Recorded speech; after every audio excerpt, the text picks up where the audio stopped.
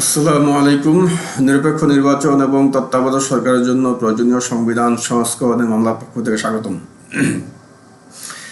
আজকের বিষয় Israel Iran প্রক্সি-যুদ্ধ। বাংলাদেশের রাজনীতিতে সিরিয়ার প্রভাব ছিল কিছুটা। সিরিয়ার প্রভাব মানে সিরিয়ার বিষয় ছিল।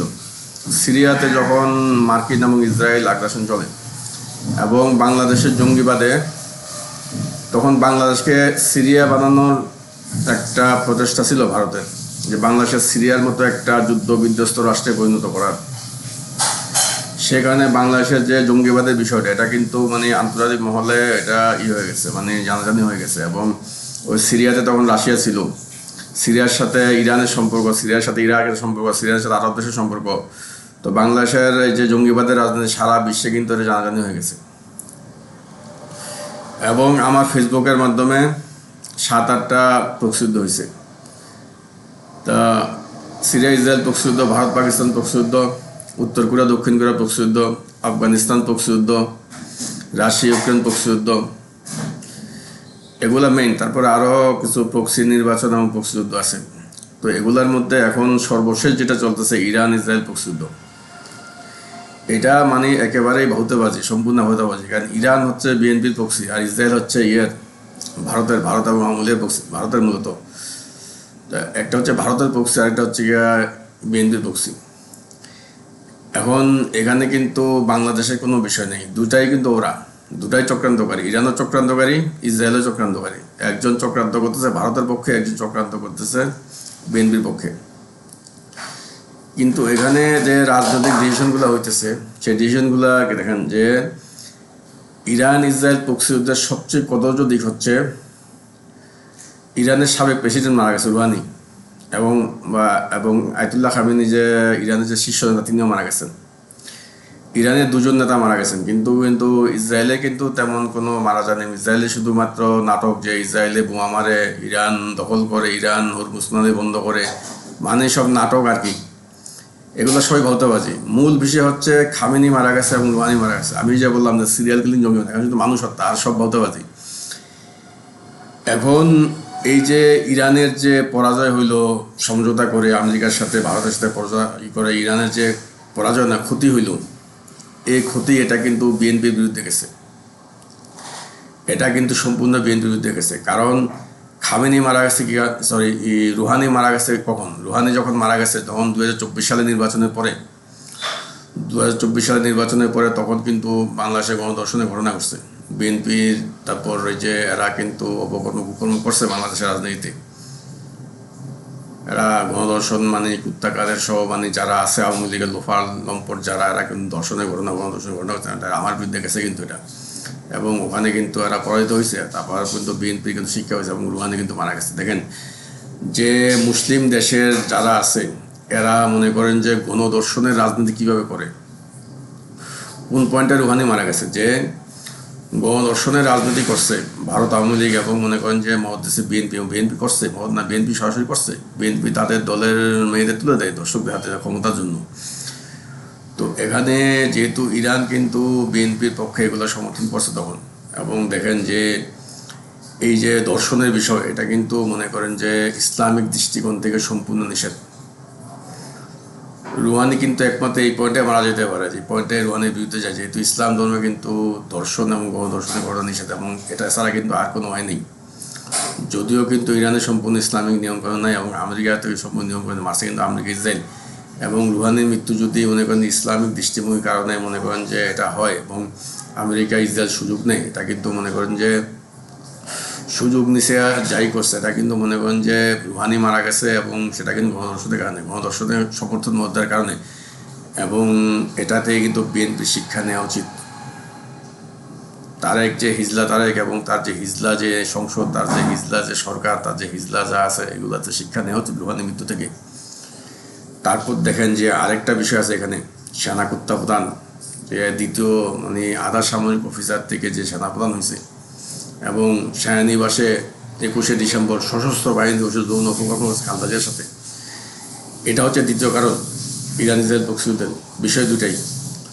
2024 সালের নির্বাচনের পরে আমার বিরুদ্ধে হয়েছে গণধর্ষণের ঘটনা, যেটা আমার বিরুদ্ধে বিয়ে শাদী প্রশাসন মামলা ছিল, আমার বিরুদ্ধে হয়েছে। বিস্তারিত এখন বলা যাবে না, বিস্তারিত হয়তো কমেন্টে লিখতে হবে, বিস্তারিত বলা যাবে না। আর দ্বিতীয়, খালেদা জিয়া শনাক্তকরণের যে যৌন, কত বয়স্ক মহিলা খালেদা জিয়া, 80 বছর হয়ে গেছে, এই বয়সে এগুলো চলে নাকি? এটা মুসলিম মহিলার, এই পাপেই তো খামেনি মারা যায়, এই পাপেই তো খামেনি মারা যায়। এটা ছাড়া তো আর কোনো খামেনির কোনো বিষয় নেই, কারণ খামেনি তো খালেদা জিয়ার সমর্থক, বিএনপি সমর্থক, বিএনপির পক্ষে। এখন মনে করেন যে এই যে মুসলিম মহিলাদের নোংরা, মুসলিম মহিলারা যে এই যে সায়নে ভাই যে অপকর্ম করে, এই যে বাচ্চা ছেলেদের সাথে, এই যে ছিল অপবয়সের ছেলে, এই যে ক্ষমতার জন্য বেহায় হয়ে গেছে, বেআব্রু হয়ে গেছে খালেদা জিয়া, এবং যে বিএনপি এবং যে ভারত আর আওয়ামী লীগ এগুলো নিয়ন্ত্রণ করতেছে। এখন দেখেন যে এই দুইটা মৃত্যু কিন্তু সিরিয়াল কিলিং, জঙ্গিবাদ, ইরানের মৃত্যু। আমি কথাগুলো বলতে চাইনি, আমি বলতেছি এখানে যে দেখেন এখন আবার ট্রাম্প আলটিমেটাম দেয় ইরানের সঙ্গে শান্তি আলোচনা করার। ইরানের বিরুদ্ধে কিন্তু সিরিয়াল কিলিং আমেরিকা ইসরায়েল করছে, রুহানি এবং খামেনিকে তারা সরিয়ে দিছে। এটা যে কোনো কারণে হোক, আমি কিন্তু শুধু এতটুকুই নেব যে গণধর্ষণ এবং কিন্তু খালেদা জিয়া সামনা করতে পারে অবৈধ অপকর্ম। এবং দেখেন তারপরেও কিন্তু এরা ঠিক হয় নাই, বিএনপি কিন্তু ঠিক হয় নাই। এই তারেক কিন্তু দাঁড়া এখন কোনো সিরিয়াল কিলিং বক্তব্য দেয়, ওই কৃষি কার্ড দেয়, তারপরে ওই এই করে সেই করে, এগুলো সব কিন্তু সিরিয়াল কিলিং। এবং এগুলা কিন্তু পুস্তকগুলো যে সেনাকুত্তে ইউনিট আছে, ইন্ডিয়ান সেনাকুত্তে ইউনিট, এদের সঙ্গে আঘাত করে এবং কোনো কিছুই তারা বাস্তবায়ন করে না। সংসদে শুধু বড় বড় কথা বলে এবং কাজ করে সম্পূর্ণ উল্টা। এদের কাজ হচ্ছে সম্পূর্ণ উল্টা, কোনো কিছু বাস্তবায়ন করবে না। এদের মূল কাজ ঘোড়াঘাটে ভারতের পক্ষে 3 লেনের সামরিক বিমান ঘাঁটি করা এবং ওখানে সামরিক করিডোর বাড়িছে মূল কাজ। পুরা দেশ নষ্ট করছে, চট্টগ্রাম নষ্ট করছে, উন্নয়ন করে, ভারতের সামরিক উন্নয়ন করে, ঢাকা শহর নষ্ট করছে। এখন ঘোড়াঘাট, দিনাজপুর নষ্ট করা বাকি আছে এদের, না? এবং ভারতের বিএনপির যেমন শিক্ষা নেওয়া উচিত, ভারতের সতর্ক হওয়া উচিত।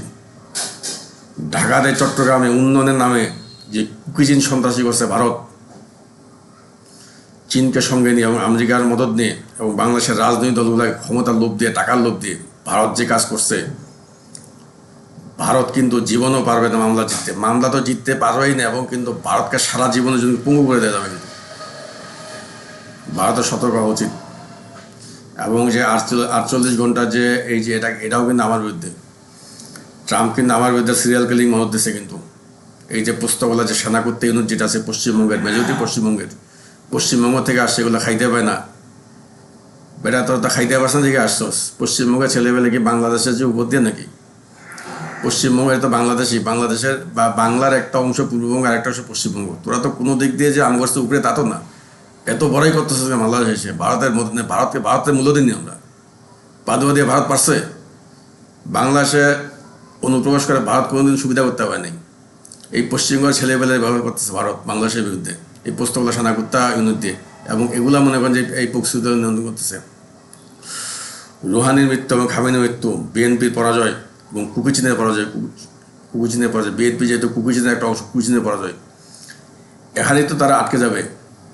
মুক্তিযুদ্ধের যখন আলোচনা হবে এখানে তারা আটকে যাবে।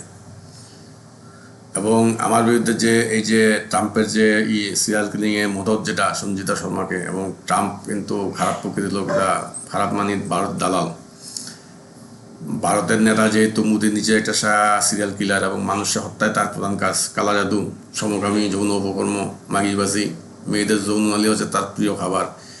এই লোকের দালাল যে ট্রাম্প, ও কতটুকু ভালো হবে, ও সিরিয়াল কিলিংয়ের মধ্যে। তো আমি ছাদের উপর গেছিলাম, দেখে আসলাম, আলামত দেখে আসি যে সন্ত্রাসী প্রকৃতির একটা ছেলে ছাদের উপর, আমি বলে দিয়ে আসছি, নামতে বলে দিয়ে আসছি। আমি দিনের বেলা আমি কিছু বলিনি, আমি সন্ধ্যার পর থেকে তো আমি লক করে দেবো সব কিছু। উল্টাপাল্টা ছেলে এবার দেখলো তো আমি বাইর করে দেবো। আমি দিনের বেলা আমি কিছু বলি না। সন্ত্রাসী ঢুকা দিয়েছে আমার ঘরে একটা, এই 48 ঘন্টার আলটিমেটাম দিয়ে ট্রাম্পের দালাল এই সন্ত্রাসী ঢুকাই দিচ্ছে। এবং পুস্তকলা থেকে সেনাকুত্তা বাহিনী এটা নিয়ন্ত্রণ করতেছে। এবং যে সেনাকুত্তা প্রধান যে হাসিনার আত্মীয় এবং যে মোদির চালা যে গোপালগঞ্জের, সেগুলো নিয়ন্ত্রণ করতেছে। কারণ খালেদা জিয়ার সাথে যৌন অপকর্ম সেই করছে। পাপের ফল আপনারা কীভাবে বাংলাদেশে এসব করে, নাইলে ওই কারণ বাজে চাঁদাবাজি করবেন, কিছু লুটতরাজ করবেন, বাংলাদেশে হয়তো স্বল্প সময়ে দখল করবেন, তারপর ছাড়তে হবে। বাংলাদেশের ধরে রাখার মতন সামরিক শক্তি ভারতের নাই। যদি ভারতের থাকতো, ভারত এত কিছু করতো না, ভারত এত নোংরামও করতো না। ভারত ওই তারেকের মতো ছেলেকে দিয়ে কী করবেন? ইউনুসের মতো একজন লোক, এই ইউনুসের গ্রহণযোগ্যতা ছিল তারেকের চেয়ে অনেক বেশি। ইউনুসের যে কোথাকার দিক মানুষ জানতো না, ইউনুসের গ্রহণযোগ্যতা তারেকের চেয়ে বেশি। তো ইউনুসকে দিয়ে পারেন নাই, ইউনুসকে দিয়ে যেহেতু পারেন নাই, তারেককে দিয়ে কীভাবে পারবেন? তারেক তো আরও নাড়ুয়া, ও তো আরও নাড়ুয়া। ও যদি এই সমস্ত স্পর্শঘাতক প্রজেক্ট বাস্তবায়ন করে, ভারতের জন্য যদি সামরিক ঘাঁটি করে এই করে, এবং এগুলো যদি মনে করেন যে মিথ্যা কথা বলে করে যে আমরা তিস্তা ব্যারেজ বানাবো, তিস্তা ব্যারেজের নামে এগুলো করবো, এগুলো যখন মানুষ জেনে যাবে, তখন বিএনপির রাজনীতি বাংলাদেশে ধ্বংস করে দিতে যাবে, বিএনপির রাজনীতি বন্ধ করে দিতে, তখন বিএনপি নিজে দলীয় হয়ে যাবে। তখন সাবধান, পশ্চিমবঙ্গের ছেলেবেলে পশ্চিমবঙ্গের মতো থাকেন। কারণ আপনারা যখন যে ভুল করতেছেন, এবং ভারতের মূল বাহিনী যখন চলে আসবে, এবং যখন মনে করেন যে পাঞ্জাবিরা চলে আসবে, গুজরাটে চলে আসবে, মহারাষ্ট্রে যখন চলে আসবে, তখন এই পশ্চিমবঙ্গের চেলাদের বেলো থাকবে না। পুস্তকালয় পশ্চিমবঙ্গের চেলারা যে এই বখাটের মতো আচরণ করতেছে, হিজলাদের মতো আচরণ করতেছে, এদের হয় না। তারপরে এরা মনে করেন যে হাইকোর্টে মিথ্যা কাগজপত্র দিয়ে মামলা চালিয়েছে, আর মনে করেন যে লুপ্তরাজ করতেছে, ভাঙিবাজি করতেছে।